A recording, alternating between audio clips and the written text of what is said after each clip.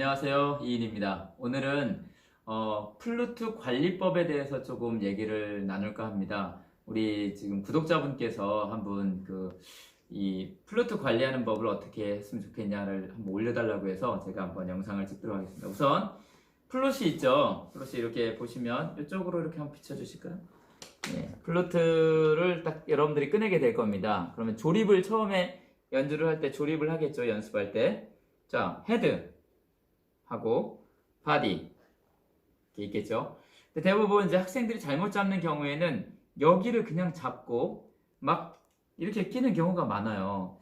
사실 굉장히 안 좋습니다. 이거보다는 항상 배럴이라고 하거든요. 이 부분 티가 없는 이 부분을 잡으시고 악기를 이렇게 끼우는 게 좋아요.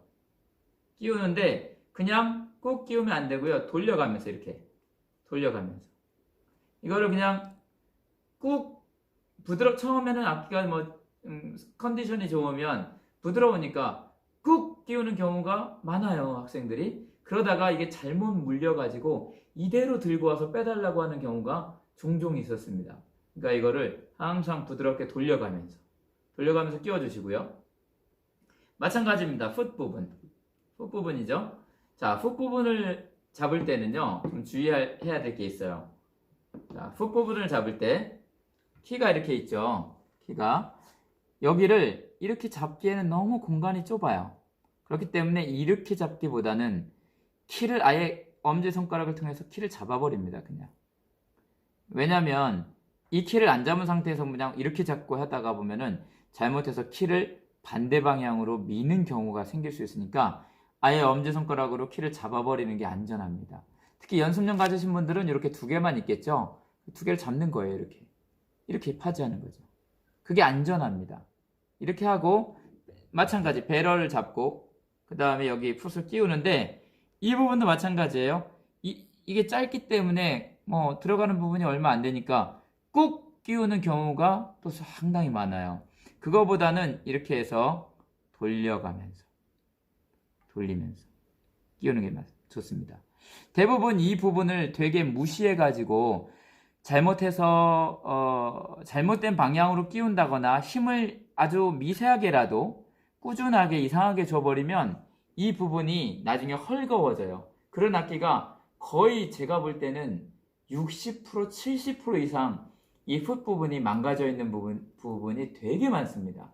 그래서 이렇게 악기를 잡고 흔들면 따깍따깍 이렇게 유격을 느낄 수 있어요. 이렇게 흔들면 이 위에 악기가 흔들리는구나 라고 느끼면 내 악기는 이미 풋 부분이 상처를 입은 거예요. 그러니까 이 부분을 굉장히 조심해야 됩니다. 이게 보시다시피 짧잖아요. 짧으니까 금방 데미지를 먹으면 악기가 망가질 수 있어요. 이 부분이. 그걸 알면서도 그냥 쓰시는 분들도 굉장히 많고요. 어쨌든 이 부분 이렇게 넣으실 때 항상 부드럽게 이렇게 돌리시면서 넣어주시는 게 좋습니다. 조립하는 건 다 아시겠죠? 밑에 풋 부분은 이 바가 키의 중앙에 오도록 어떤 분도 이렇게 맞추시는 분들이 있는데 잘못된 겁니다. 이거 이렇게 그리고 나서 이 위에 헤드도 맞추는 게 있죠.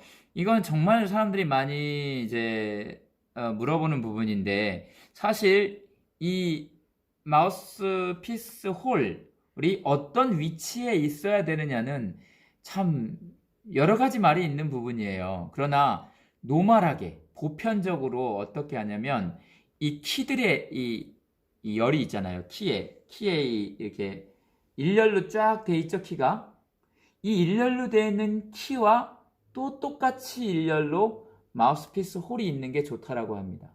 저도 동의하는 편이고요.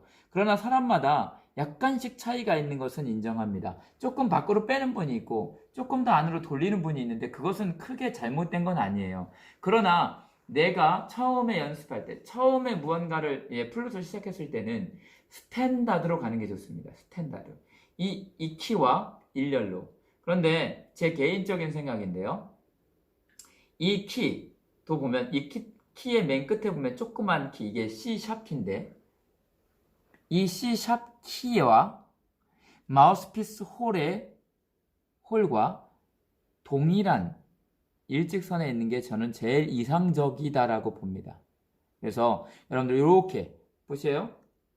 이렇게 보시면 딱히 열을 맞출 수 있어요. 열. 이렇게 눈으로 보셔서 이 도샵키, C샵키와 이 마우스피스 홀이 일직선에 있다라고 생각하시면 맞는 겁니다. 그리고 이제 악기를 부시고 난 다음에 분해할 때도 마찬가지예요. 이렇게 키 없는 부분을 좀 잡아주시면 좋고요. 그 다음에 이제 악기를 다 불었어요. 다 끝냈습니다. 여기도 분해하겠죠? 마찬가지 똑같은 방법 돌리면서 분해를 하시면 좋아요. 그 다음에 당연히 어떻게 해야 되겠습니까? 안을 닦아야겠죠? 악기를 조금 불던 많이 불던 무조건 안에는 닦으셔야 됩니다. 무조건입니다. 그리고 이 안에 끝까지 닦고 싶은 분들은 이렇게 천을 좀 길게 빼셔서 이 천을 먼저 집어넣으시면 돼요. 먼저 천을 집어넣으신 다음에 그 다음에 이렇게 봉을 집어넣으면 그 뒤에서 봉을 눌러서 집어넣으면 이 천이 끝까지 들어가서 그 맨 안쪽까지 아주 깨끗이 닦일 수 있습니다. 이렇게 하시고 그 다음에 바디도 마찬가지 이렇게 천을 이렇게 말아서 바디도 반드시 닦아주셔야 됩니다. 반드시 침을 닦아주시고 풋도 반드시 닦아주시고 그리고 겉을 닦을 때 유의할 점이 있습니다. 지금 제가 융을 못 갖고 왔는데 이걸 융이라고 생각해 봅시다. 이걸 융이라고 생각했을 때 겉을 당연히 잘 닦아야겠죠. 특히 마우스피스 립 플레이트라고 하는데 마우스피스의 립 플레이트는 잘 닦아주셔야 됩니다. 여기는 입을 대야 되는 부분이기 때문에 위생상 잘 닦아주시고 혹시나 가능하신 분들은 이 립 라이저라고 하거든요. 이 안에 이 립 플레이트와 이 관과 연결해주는 이 기둥이 있어요. 이 기둥을 립 라이저라고 하는데 립 라이저 안을 면봉으로 이렇게 닦아주시는 거. 에칠 알코올, 우리 소독하는 알코올 있죠? 그 알코올로 이용해서 이 면봉에 묻혀서 안을 이렇게 닦아주시는 거 굉장히 위생적으로 좋습니다. 그게 나에게는 좀 번거롭고 힘들다 하면 저희 샵에 오세요. 언제든지 닦아드리겠습니다. 이렇게 해주시고 그 다음에 이렇게 넣어주시고 여기도 마찬가지 닦을 때 융으로 닦는다 생각했을 때 이 관 부분은 이렇게 닦아주시고요. 이렇게 닦아주시고 이때도 여기를 잡는 게 제일 좋습니다. 닦아주시고 키를 닦을 때 이렇게 닦는 친구들도 간혹 봤어요. 이거 굉장히 위험한 일입니다. 키는 항상 누르는 방향으로 닦아주셔야 돼요. 누르는 방향으로 이렇게 누르는 방향으로 이렇게 닦아주셔야 돼요. 키는 반드시. 뒤에도 얘는 이렇게 누르는 방향이죠. 이렇게요. 여기도 이렇게 관은 이렇게 닦아주시고 키는 반드시 누르는 방향으로 닦아주시고요. 그리고 넣으시고 풋도 마찬가지입니다. 풋도 물론 여기는 잡지 않았겠지만 그래도 누르는 방향으로 여기를 한번 닦아주시고 여기 키들 닦아주시고 여기도 이렇게 닦아주시고 관 닦아주시고 그래서 이렇게 넣어주시고 그러면 이제 된 겁니다. 여러분 주의해야 될 거 한두 가지만 더 말씀드리겠습니다.